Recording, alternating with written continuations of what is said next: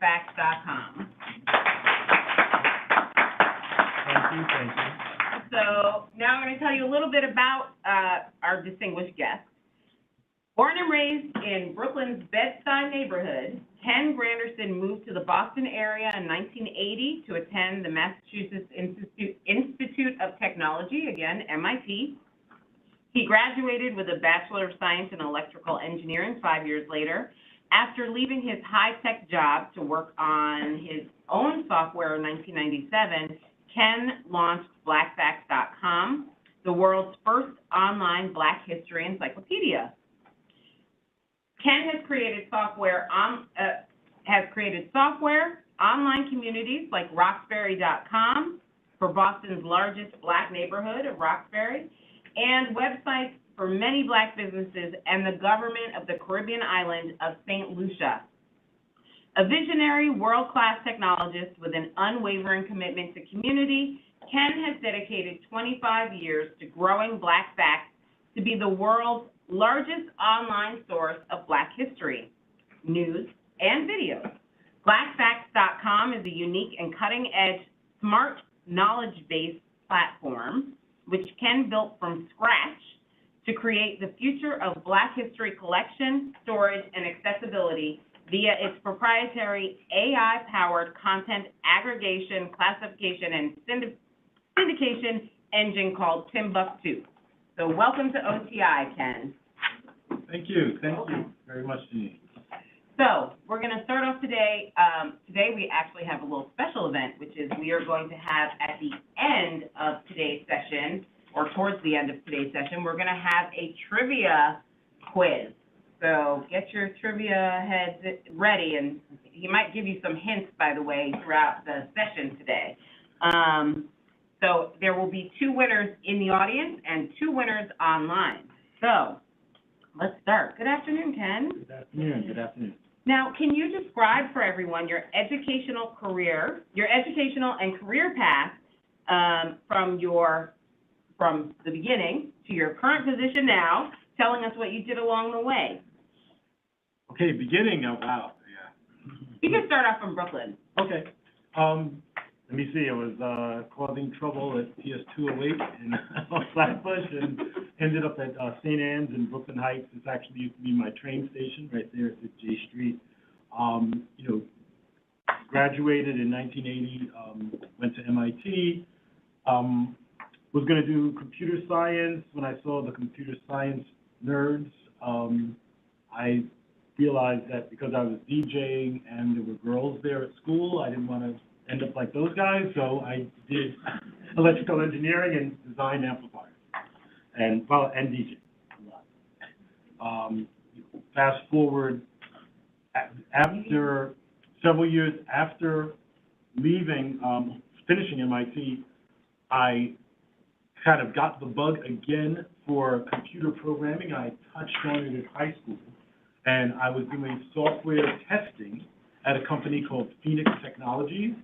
Some folks, if your hair is colored like mine, you might remember Phoenix Technologies would be the first name you might see when you started up a PC. They were the folks who legally cloned the IBM BIOS chips.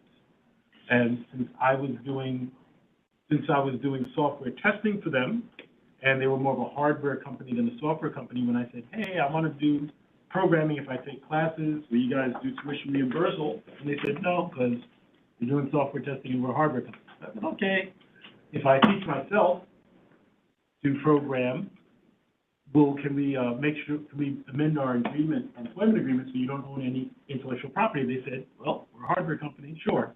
So I started learning. I taught myself by reading some books on programming in C and C++, and started putting out some programs. And now the show and tell.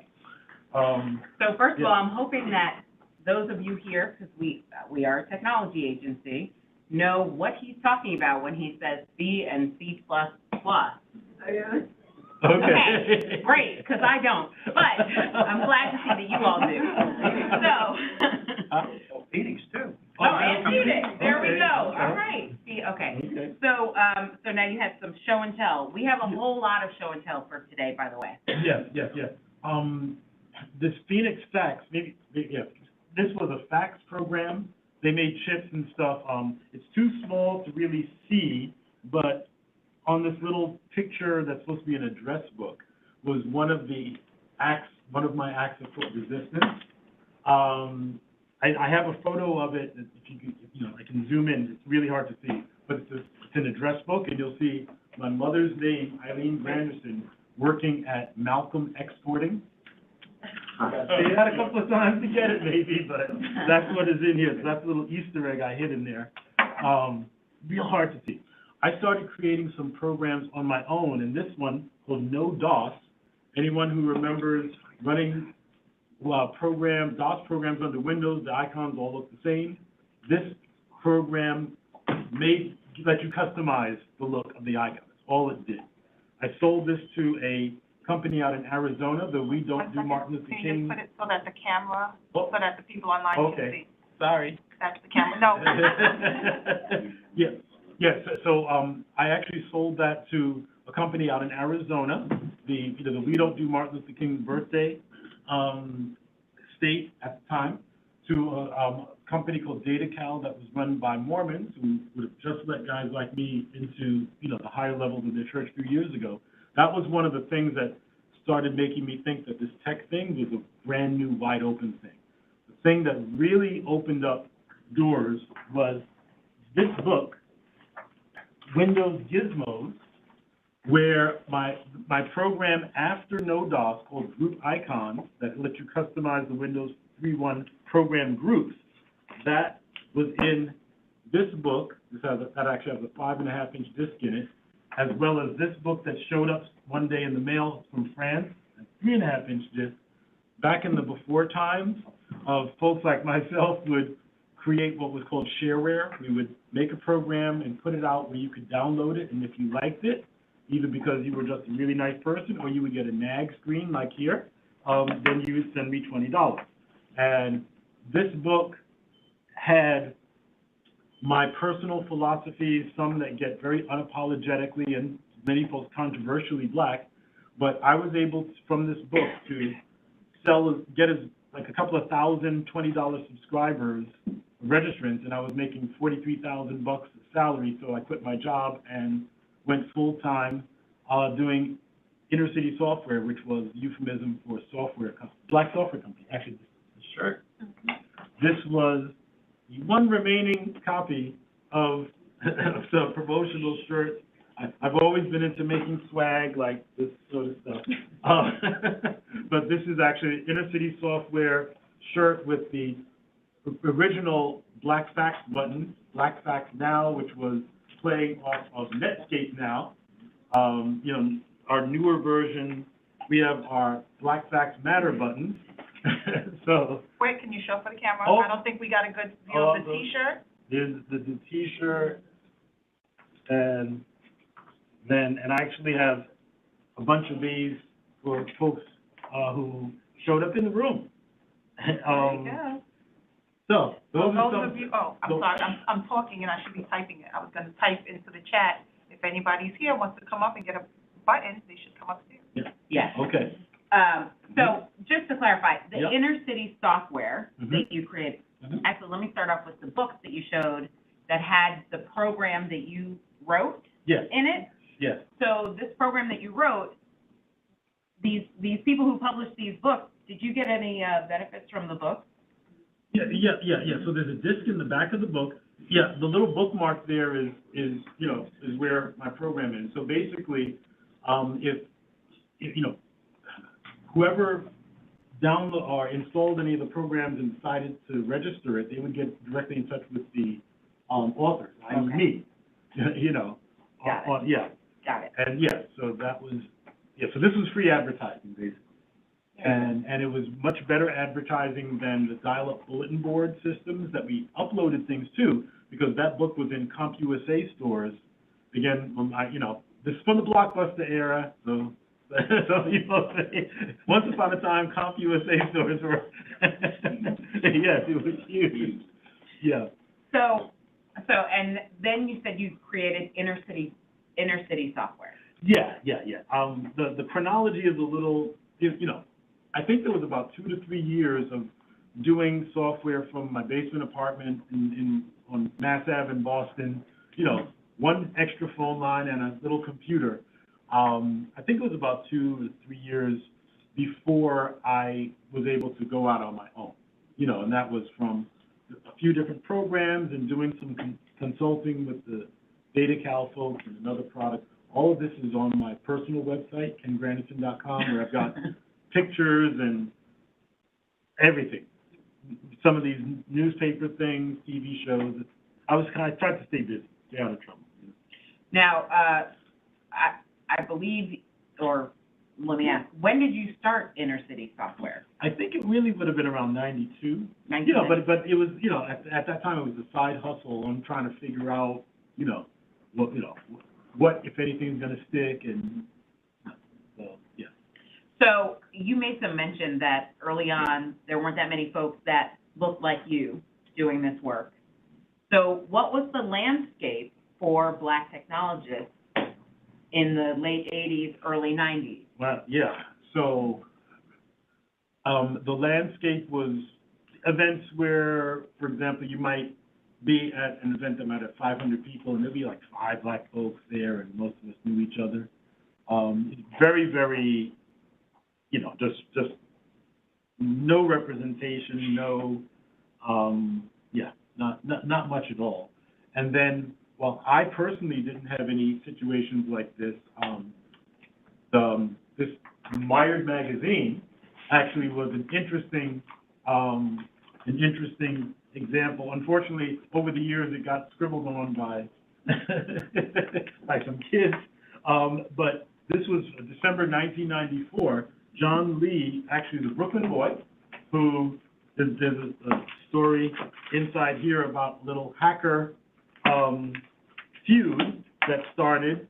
I will not read the cover.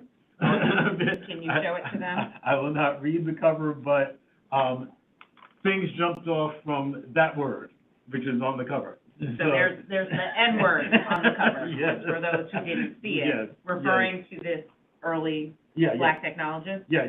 So he's there with some other hackers. They were doing like phone hacking kind of stuff, and I guess some folks didn't think he was supposed to be there, so that's what happened there. Phone freaking. Yes, that's exactly. The word. Yep, and that's exactly what it. Did you know Steve Jobs was a big phone freaker? Did not know that. He was arrested. Don't tell anyone. Well, we can get to that after later. So just in terms of, for the early Black technologists, what kind of access did you have to larger technology companies, jobs?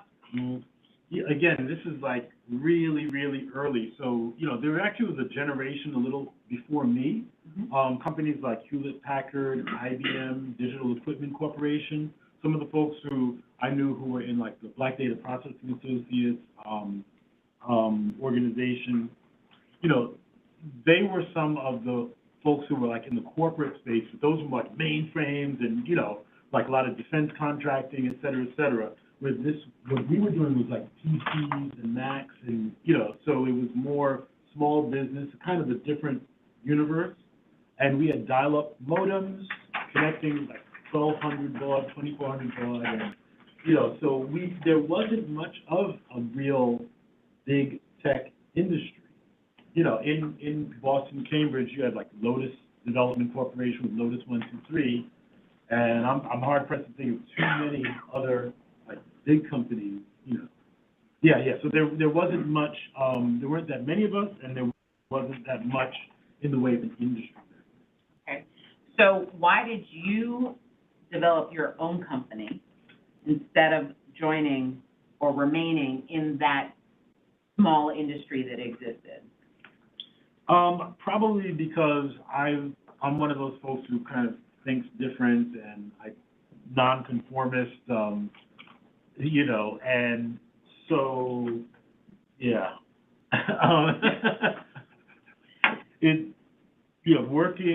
I've worked in, you know, small companies, and one small company that ended up getting bought by a bigger company, not a big company kind of, you know, much more friendly, you know, no politics and that kind of, so I think I always knew that kind of doing my own thing was a better fit for me.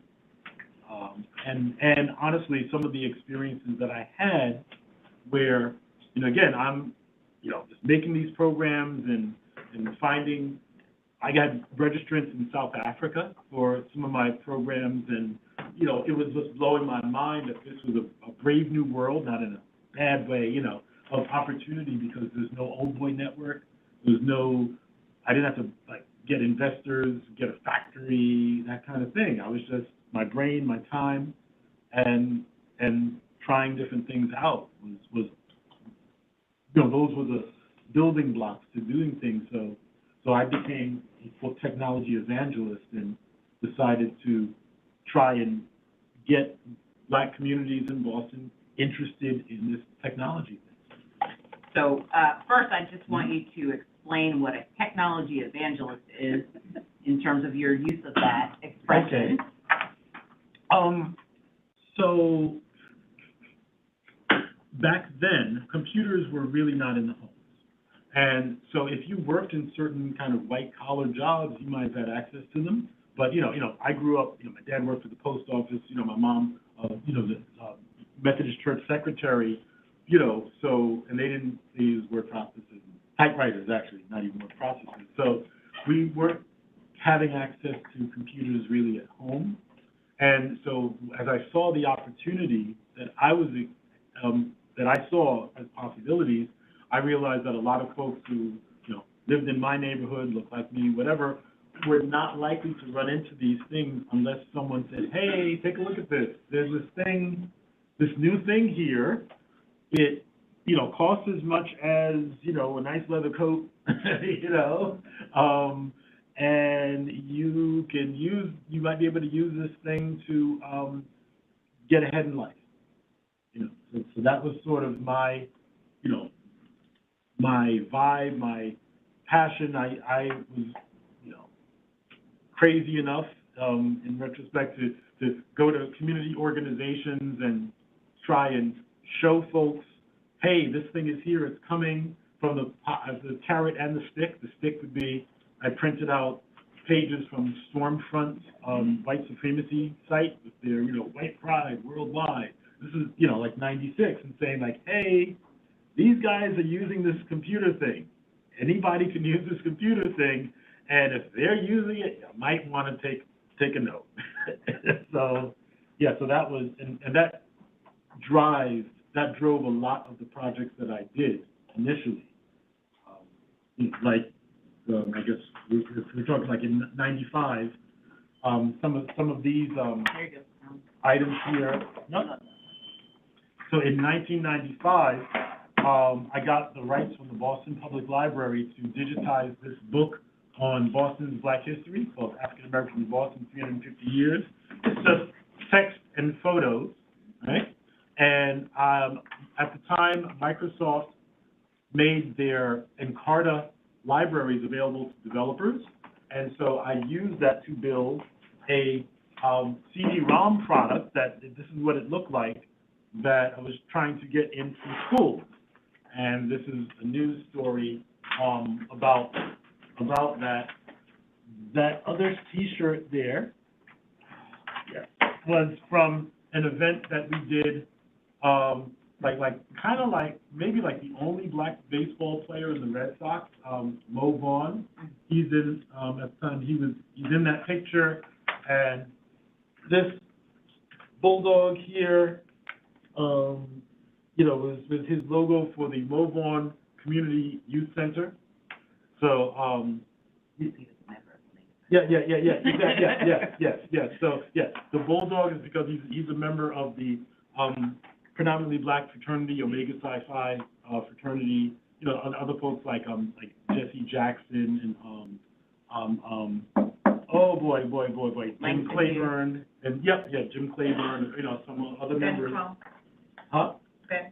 Ben Crump, exactly. Yep. The 42 is for Jackie Robinson. So this is all. But anyway, youth center that we did the news story that you can see on my website, and we gave those shirts to the kids that were there.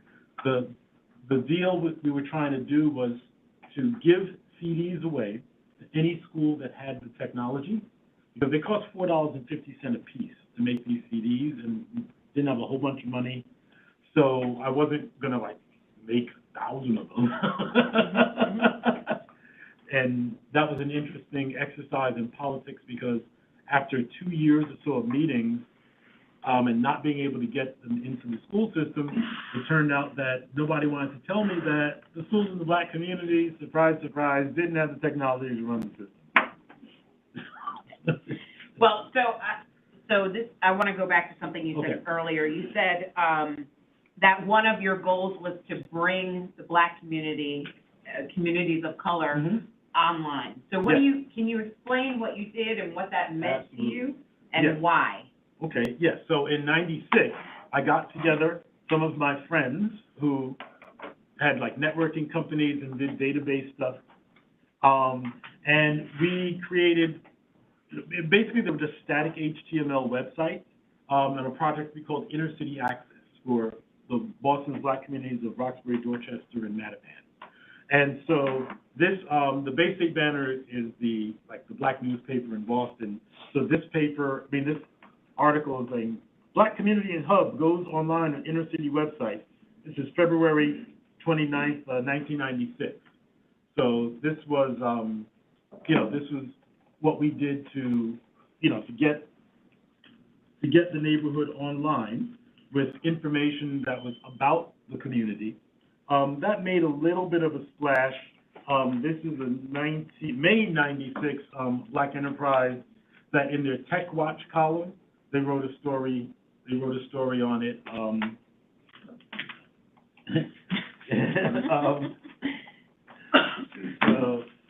So my thing was trying to make technology relevant by having information about the community there, different organizations, different businesses, et cetera. This also set in motion, this project set in motion a sequence of events that kind of just set me on a certain path. While there weren't a lot of big software companies around, there were some small ones. One was called Vermeer Software. They had a product called Front Page, which was a really, my buddy there is like, he's like, I remember Front Page. Like web pages. Yes, it was one of the first WYSIWYG. What you see is what you get. Web editors. I was interested in using Front Page. Two problems though. One was that it cost $500, and another was that around the time I was trying to buy it, Microsoft said, "Hey, we're going to buy the company for $160 million." So I talked to the people at Microsoft's community group, told them what I wanted to use it for. They let me have it for $250. And boom, we used it to create what? To create the Inner City Access website, the website for the communities. And because of this, I had more experience using Front Page than most people in the country after Microsoft bought it. And I started helping folks in the online community forums to a point where somebody identified me and said, hey, this guy's really helpful. We should make him an MVP. And so since '97, I've been walking around with this is a Microsoft Most Valued Professional thing, which gave me free stuff. Like all their software products, their servers, the operating systems, including their database server, SQL Server.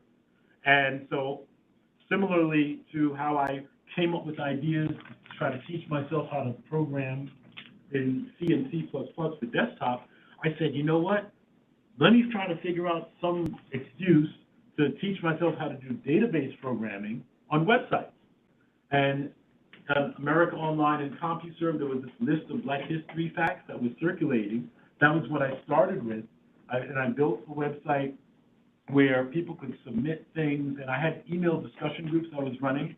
So in our this was our BlackFacts discussion group had a lot of teachers who submitted things that we added to the system, and that was how BlackFacts originally got started back in 1997.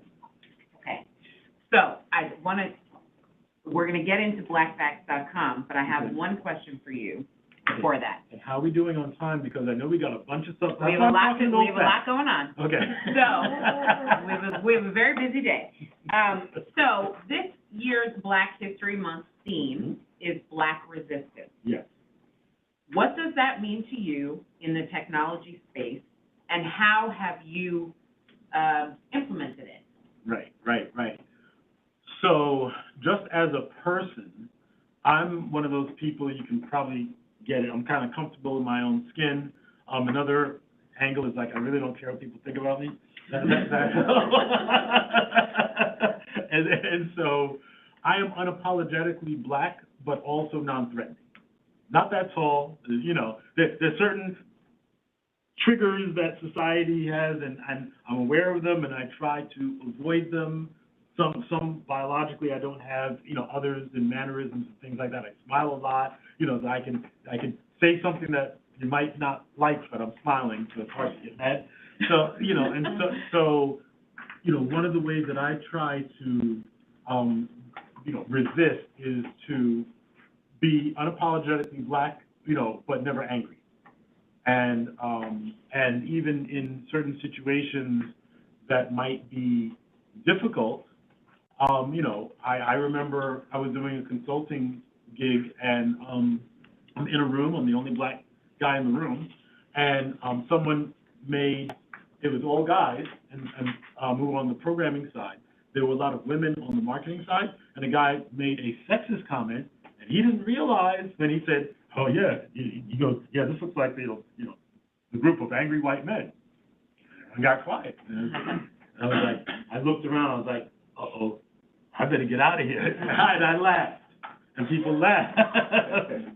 You know, so by never, you know, taking these things personal, because was it a stupid comment? Yes, but the guy's name was Peter, he's a nice guy, it was innocent, and hey, you know, we all get, you know, a couple of strikes before, you know. Black resistance for an electrical engineer has a different kind of. Are you sure you aren't a stand-up comic in the No, I'm really enjoying it. Right. So BlackFacts.com was what you started in 1997. Yes. Would you say that was part of your Black resistance? Well, you know what's so interesting is that, you know, working a lot with a lot of grassroots, you know, minded folks, when I don't think so much of resistance as showing up with excellence, because I know folks who I say they're like addicted to struggle, and, you know, is stuff hard? Yes. You know, are there things that you're going to run into if you're Black and get these wake-up calls? Yes, you know, but I view it from a bigger perspective, like as sort of an architect. I look for patterns and things like that. And, you know, it's a powered group versus unpowered group. So, you know, whether it's, you know, me and other cis-het guys in rooms where, you know, misogynistic and homophobic things are being said, or, you know, or white folks who might say racist things, you know, when you come from a place of privilege where you don't have to think about things that are existential threats to others, it's easy to overstep your boundaries and not really be aware of their struggles and say things that are offensive and this and that. And I think it's important to, you know, to give people enough, you know, to have enough grace to not, you know, condemn people immediately, you know, but if they mess up, try and engage and let them know and then see. You know, so I will never, you know, to quote, I don't know if it's a traditional Muslim or Nation of Islam concept of never be the aggressor. You know, I'll never be the aggressor, but I will never back down.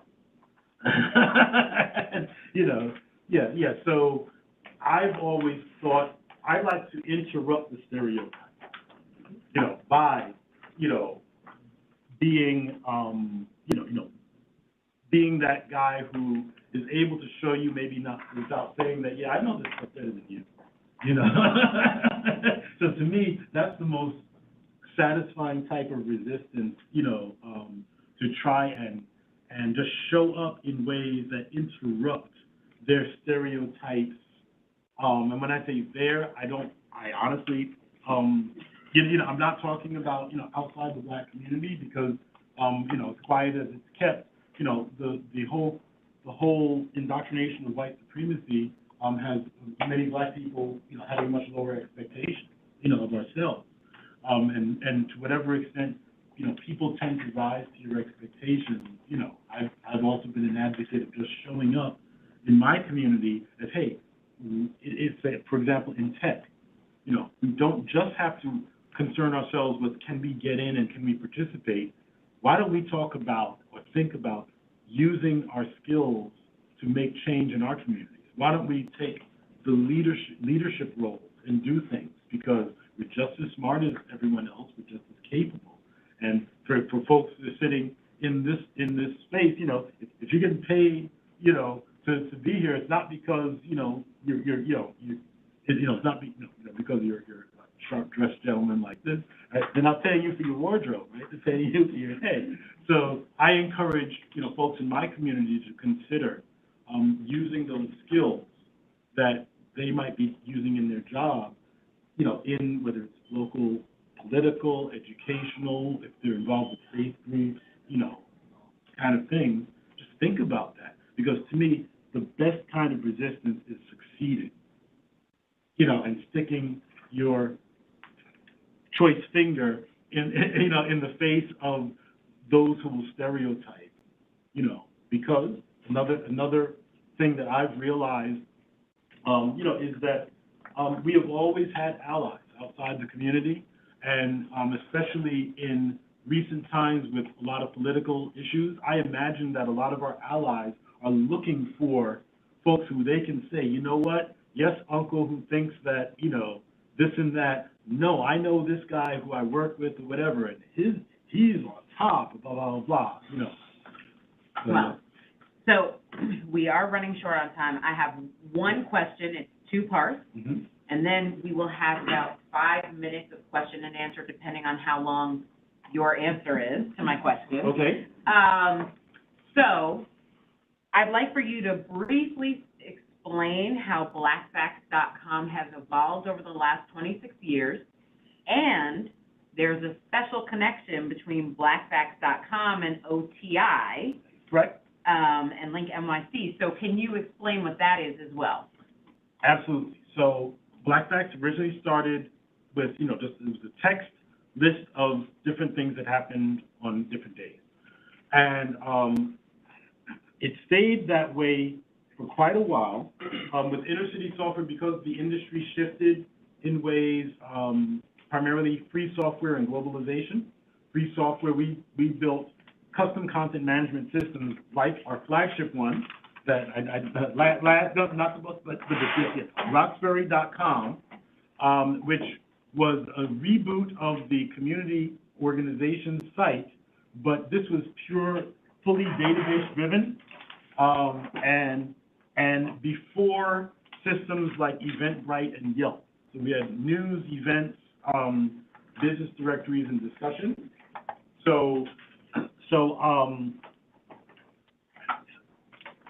And I lost my train of thought. The evolution of BlackFacts, right.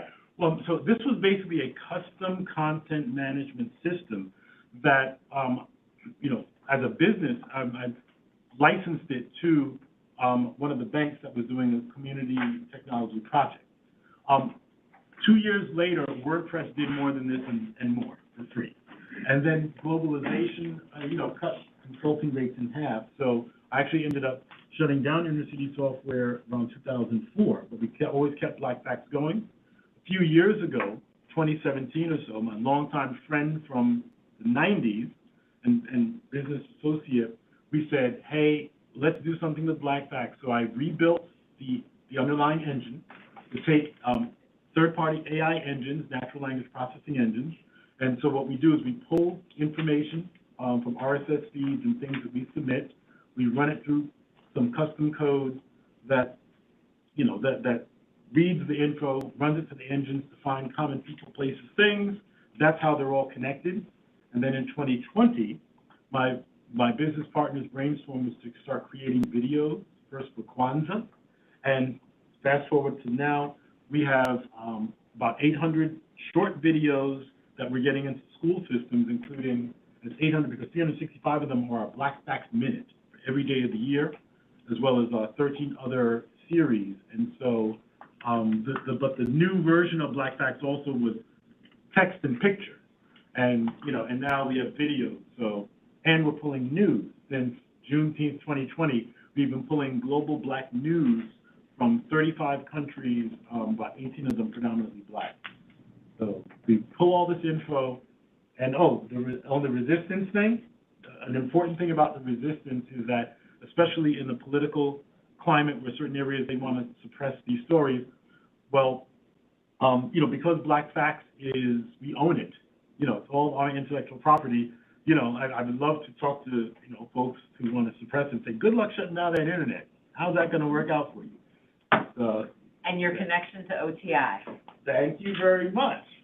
I was so happy that just as of a couple of days ago, but the good news is that there's a playlist. I caught about 12 of them. We started a partnership with the Link NYC folks where during last month, there were some of our facts of the day, every day of February, from BlackFacts.com.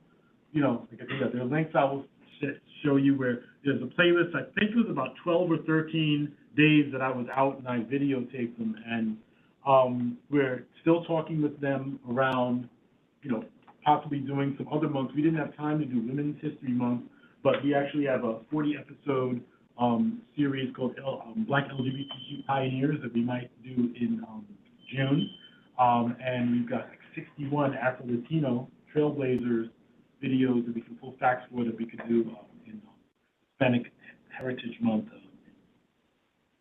September to October. Yeah. Yeah. I was trying to figure out, because it hangs off both. Yeah. We could also do Native American Month too, because we did Native American icons. Great. Well, because we're short on time and we want to do the Black Trivia Quiz, I'm going to ask for, if there are any questions here, one question from here and maybe one from, are there any online? Nope, we don't have any online. Great. Okay, so go ahead.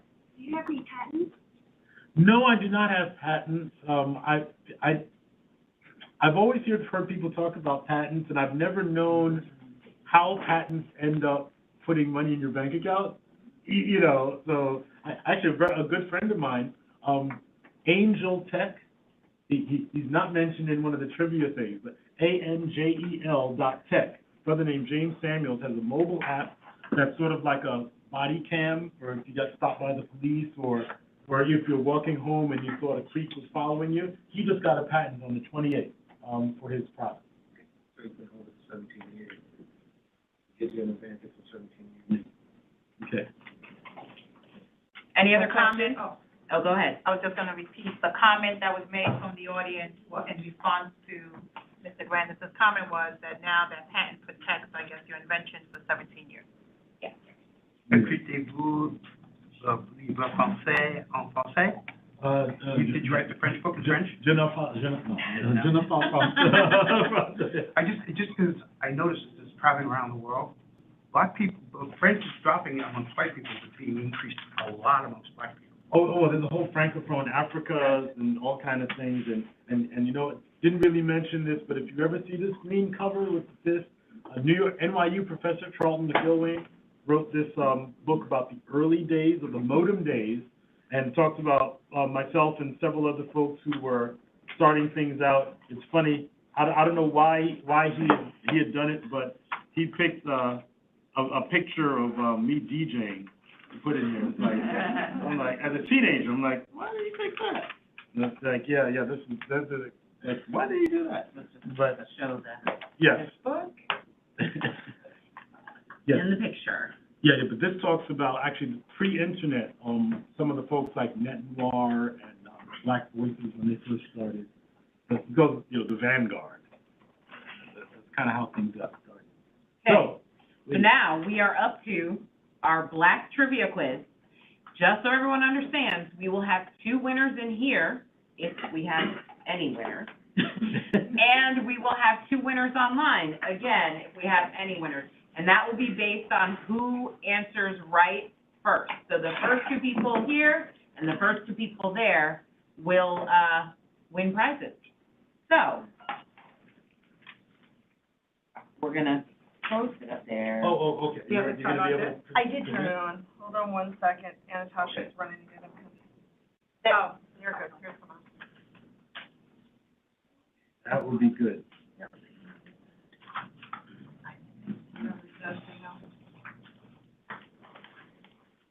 I'm sure I'll remember the questions when I see them. Yeah. I don't know what it's online, but it's not showing up here. Well, it's black. No, I know. I know.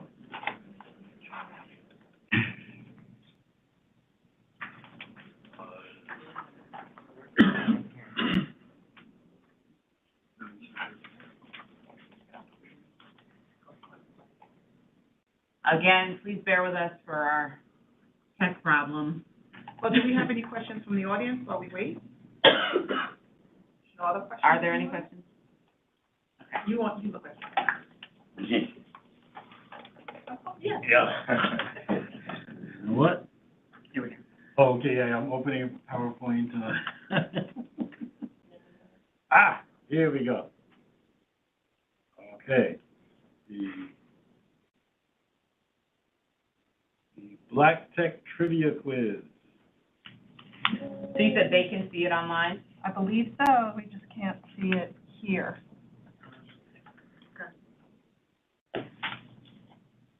Okay. If you want, I can read the question. We have Yeah. the question. Okay. Yep. Okay. Okay, so question 1 of 5.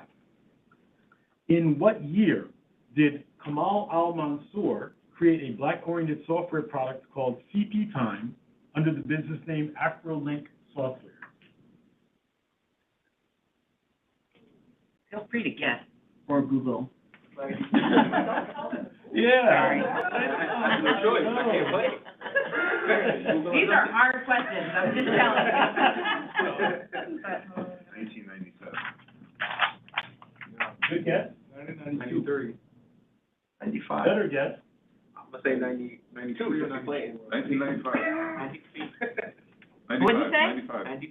Oh, I no. said 93. So we've had 92, 93, 95, 97. 94. 90. We had 91, That's the 94. best guess so far. Uh-oh. One more. Got that? Oh, go ahead. All right, 88, and I heard someone back there also say 88. So just hold your hands up. Will, Okay. I don't know you. Yes, thank you. Okay. Yes, and actually, yeah, you'll get something that actually shows the, presentation that actually has the questions, the answers, and the picture. Yes. Kamal Al-Mansour founded CP Time Online and developed AfroLink software in 1988 after realizing that there was no black representation in the software. Okay. Next question. What is the name of the black technologist who created the programming language Lingo for the #1 desktop computer animation product of the 1990s, Macromedia Director? Robert Curry. Damn, well, righty. What's your name? You're just a quick. Oh, he looked it up. Yes.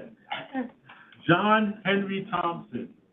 Okay, for extra credit.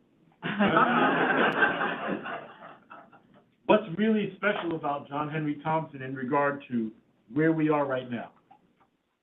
Okay. Where we are physically right now? Oh, he's He's not born in, I don't know if he's born in Brooklyn, but he lives in Brooklyn, but, what? NYC, I mean. Almost, he's actually an NYU professor, and he's over at 370 J Street right now.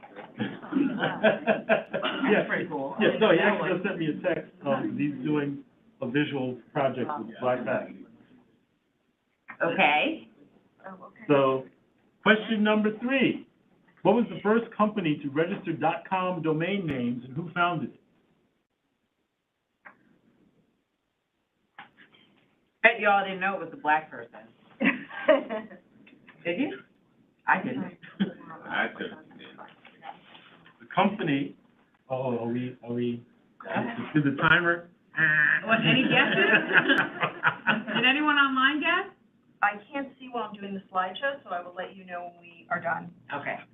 He's actually a native of Tulsa, where Black Wall Street happened, but he's not that old. Emmett McHenry started Network Solutions, the first company to register .com domain name.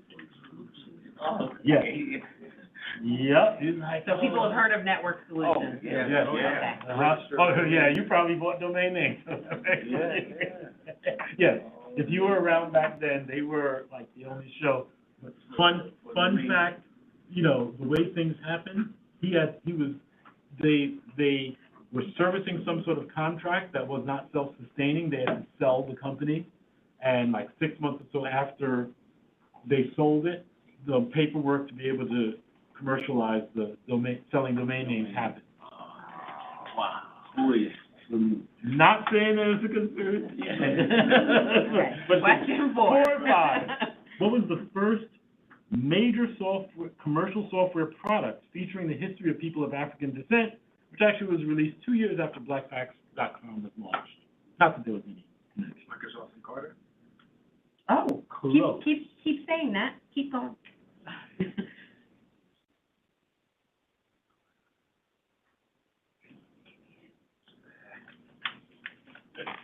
So, just so you all know, I am not a tech person, but I actually knew the answer to this one because it relates to the university that I went to, which is up in Boston.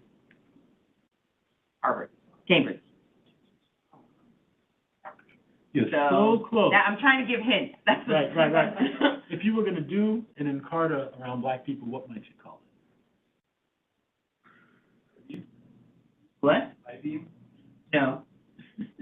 No. What would be a guess about what you might call something related to Black people? Something noir, and Carter noir. That's a good guess. Yes, a good guess, but Not quite. more geographically focused. Timbuktu? Oh, no, Good that's a good guess. guess.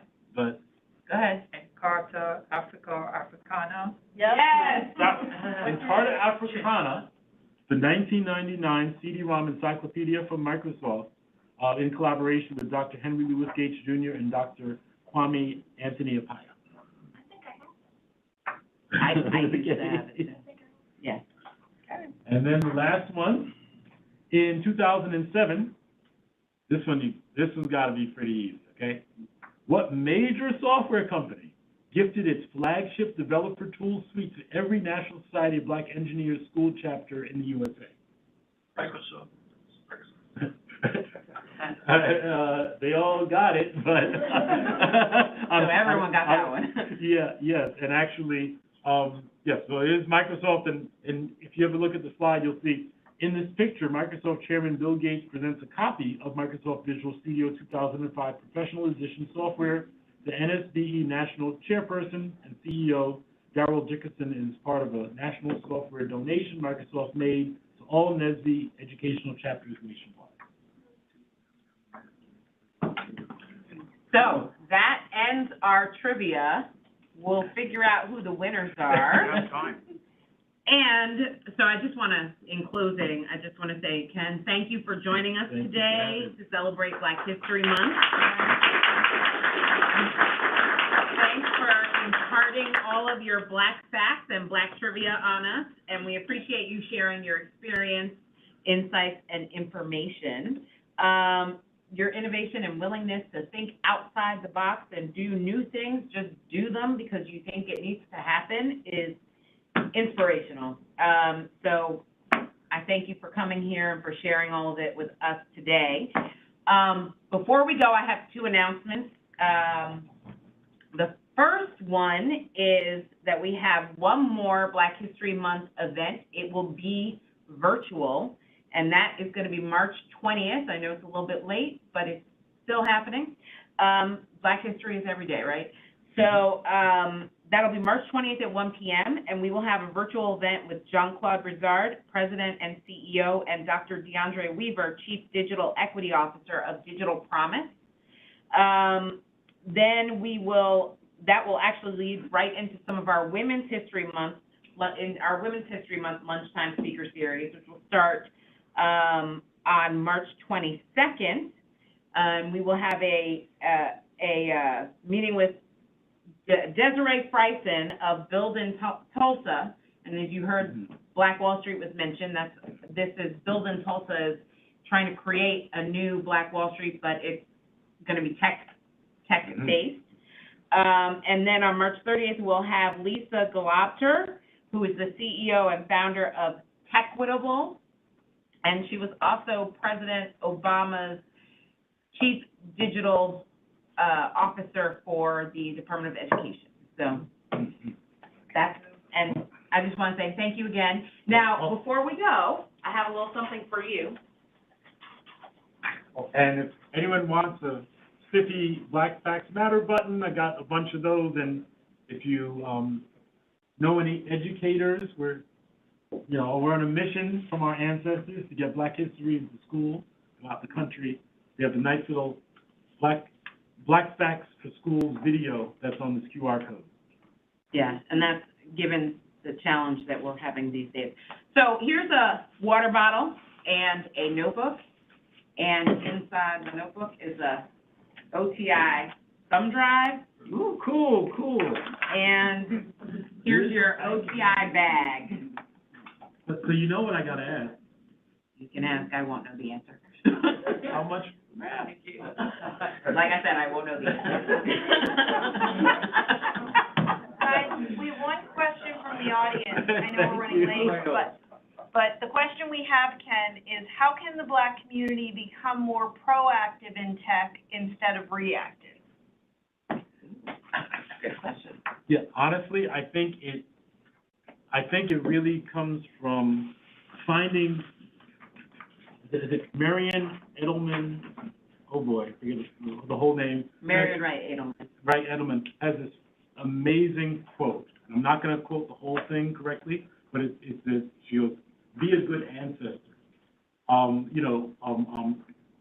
He speaks about, do something for a cause greater than yourself. And I don't think this is her message as much as just something that I always live by. Try to leave things, better than you found it. She says something along those lines, like, on your sojourn here on Earth, please look that up. I believe it starts from making a decision that you're going to use some of the time that you have to make things better.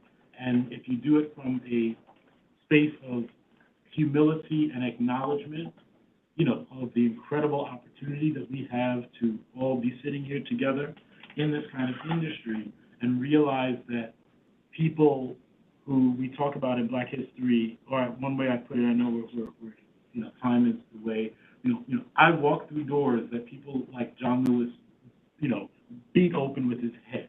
And I didn't have to do that because of him. And if we want to make sure that folks in the future are able to walk through these same doors, it's up to us. If not us, who? Right. How you show up, that's up to you. I can't tell you how to show up or what to do, but I think if you just think about things that you do in your life that there's value in, how can you do that within, your community?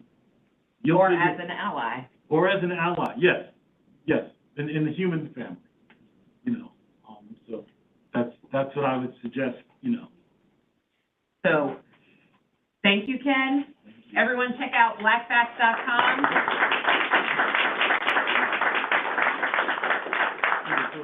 Cool. Thank you.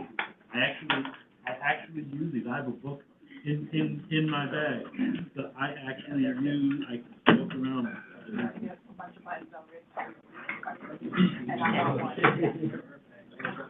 I already have one.